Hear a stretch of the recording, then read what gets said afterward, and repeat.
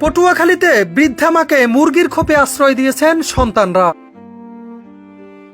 দর্শক, একটি মর্মান্তিক ঘটনা জানাতে যাচ্ছি আপনাদের, যা শুনলে আসলে আপনার চোখ থেকে পানি বের হবে।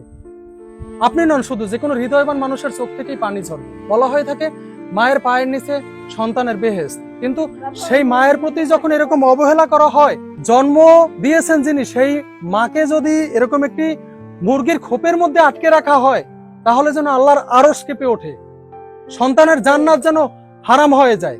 এরকমই একটি ঘটনার বর্ণনা জানাতে চলেছি আপনাদের। যে মা বাড়ি বাড়ি ভিক্ষা করে সন্তানদের লালন পালন করে বড় করেছেন, সেই গর্ভধারিণী মায়েরই আজ আশ্রয় হয়েছে মুরগি রাখার খোপে।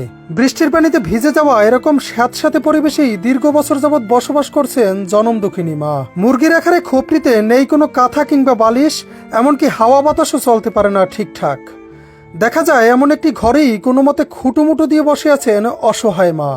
একটু পরপর খাবারের জন্য করছেন ডাক চিৎকার, কিন্তু কে শোনে তার চিৎকার? জানা যায় ঝড় বাদল যাই হোক না কেন, সকাল হলেই বৃদ্ধা মাকে মুরগির খোপে রেখে কাজে চলে যান সন্তান ও পুত্রবধূরা। এ সময় তাদের থাকার ঘরটিও রেখে যান তালাবদ্ধ।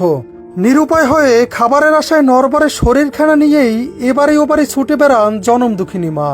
সম্প্রতি পা পিছলে আছাড় খেয়ে মাথা ফেটে যাওয়া সহ হাত ভেঙে গেছে বৃদ্ধা মা নূরজাহান বেগমের। সারাদিনের যন্ত্রণায়ও ছটফট করছেন তিনি। এছাড়াও একটু পানি খাওয়ার জন্য করছেন তীব্র আহাজারি, কিন্তু একাকী বাড়িতে তার এই করুণ আহাজারি শোনার জন্য কেউ নেই। কারণ আদরের ছেলেরা যে ঘর তালাবদ্ধ রেখে সকালবেলায় চলে যান এদিক সেদিক, ফেরেন আবার সন্ধ্যায়। সম্প্রতি বন্যা হওয়ার কারণে জোয়ারের পানিতে থই থই করছে নূরজাহান বেগমের খোপটির চারপাশ। এতে যেন তার মধ্যে কাজ করছে এক অজানা আতঙ্ক। দুঃখজনক এমন ঘটনাটি ঘটেছে পটুয়াখালী সদর উপজেলার লাউকাঠি ইউনিয়নের দক্ষিণ লাউকাঠি গ্রামে। অবহেলিত বৃদ্ধা মায়ের দুই সন্তানদের কাছে এ বিষয়ে জানতে চাইলেও তাদের কোথাও খুঁজে পাওয়া যায়নি। 10 মাস 10 দিনের তীব্র কষ্ট, প্রসব বেদনা, নিজে না খেয়েও সন্তানকে খাওয়ানো, ছোট থেকেই আদর যত্নে সন্তানদের শখ আহ্লাদ পূরণ করে বড় করা, এত ত্যাগ স্বীকার করেও মা নামক জান্নাতের টিকিট কি শেষ বয়সে এসেও একটু যত্নের ভাগীদার হতে পারেন না?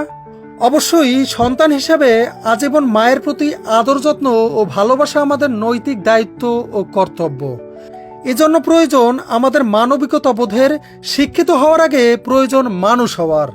তবেই পৃথিবী হবে আরো সুন্দর, শান্তিময়। সোহাইব মাকসুদ, নূর নবী, পটুয়াখালী নিউজ।